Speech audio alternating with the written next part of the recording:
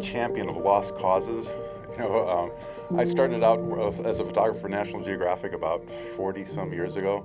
And the first story I did was on recycling, garbage and recycling. At that time, there was only one mandatory recycling program in all of America. And that story proposed, because I proposed that story, it became the first new photographer they hired in over a decade.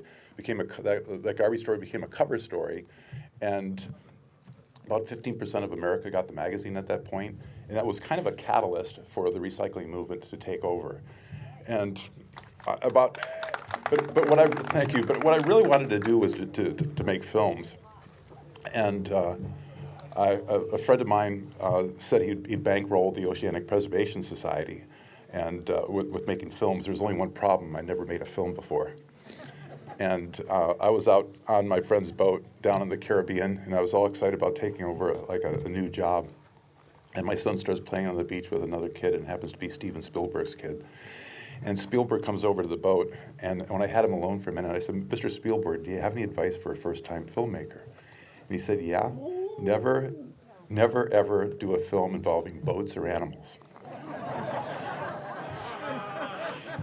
And one of my producer's husband was a philosopher for one of the universities here, and he said, "You want to do a film about dolphin hunting in Japan? Do you think you're going to change the world like that?" And I said, "I don't know, I'm going to try." Now, the Cove became the most winning documentary in history. But more importantly, they were killing 23,000 dolphins and porpoises every year in Japan for human consumption, even though those dolphins were toxic. All the meat that's been tested, all the dolphin and porpoise meat that's been tested in Japan has between 5,000 and 5,000 times more mercury than allowed by law if it was a fish. But of course it's not. Now, the last time I saw statistics for how many animals they killed is down to 1,610. It's over a 93% drop because of the activism around that film.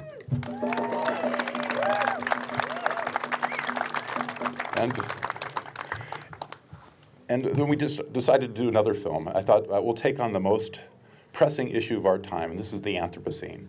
I did a film called Racing Extinction. And the Anthropocene is the age of man. We now have a new epoch named after us, the Anthropocene, the age of man. The most dangerous animal in the world is us. The second most dangerous animal in the world is probably the cow. The biggest cause of freshwater pollution, one of the biggest causes of greenhouse gases, one of the biggest causes of species extinction. It's also, Miyoka didn't bring this up, but it's really important when people think, well, you need to eat meat to be healthy, strong, have virility, which is the biggest lie ever in the world. But it's also about 80 to 85% of the diseases, the chronic diseases that we have, are caused by eating animal products. Heart disease, diabetes, colon cancer, breast cancer. I'm doing a film right now on Dr. Dean Ornish trying to reverse Alzheimer's. And I'm probably speaking out of turn here, so don't turn off your cameras. But it looks like with early stage Alzheimer's patients, it's about almost 70% effective. So Alzheimer's is on track to be one of our most costly and deadly diseases. And there's a few things of holistic medicine, but exercise, group support, meditation, and cutting out animal products out of your diet. Now, there's so many parallels between the Cove and what's going on here in our own front yard. You have one of the most beautiful coastlines in the world here in California, one of the most beautiful coastlines in Tokyo was where they were killing dolphins. And the fishermen were saying these animals are pests. What are the ranchers saying? What's the Park Service saying? That these animals are pests. Well, but in fact, if you eat a dolphin, it's going to poison you with mercury. If you eat a cow, it's going to poison the environment. It's going to poison you. It's really bad for the animals itself. So it's a win-win-win, like Miyoka says, across the board by cutting out animal products. Now, it's a beautiful blue sky day here. And it's important to remember what we're trying to do. We're just, that wonderful maxim of Margaret Mead said, a few thoughtful citizens can change the world. Indeed, it's the only thing that ever has. And I know we can feel delusional. We feel like we're up against the big ones. But, these changes, these massive changes happen very quickly.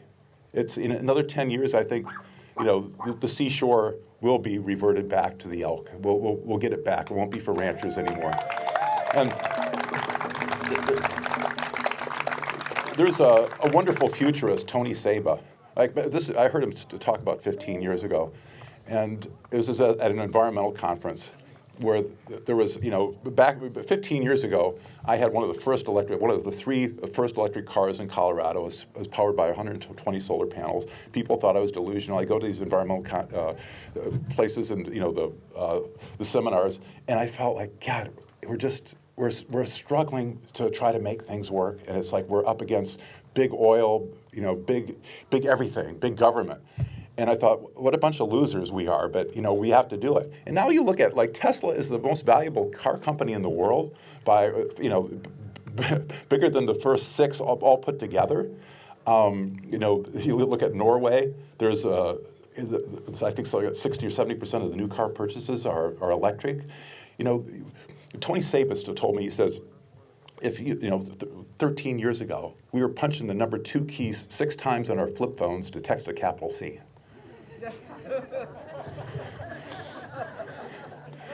And then he showed us a picture of the 1900 Easter parade in New York City. And it was a picture from a building looking down on Broadway, and it was all horses, except for one car. Now remember, don't romanticize horse-drawn carriages so much, but I had a great-grandmother that lived through that era. She was born in the 1880s. She lived to be about 104. And she told me New York stunk to high heaven. She said, you were dragging feces and pee on your shoes into the schools, into the businesses, into homes, and it stunk. The sailors could smell New York City from 6 miles out. So you can imagine all those horses, those horsemen on the Easter parade looking over at the single solitary car, thinking, what a wacko that is. 13 years later, I saw a picture from the same vantage point, and was find the horse. So look around. These are the people that are changing the world. We're doing it together. Thank you so much for supporting this cause. I appreciate you all being here and inviting me to talk. Thank you. Cheers.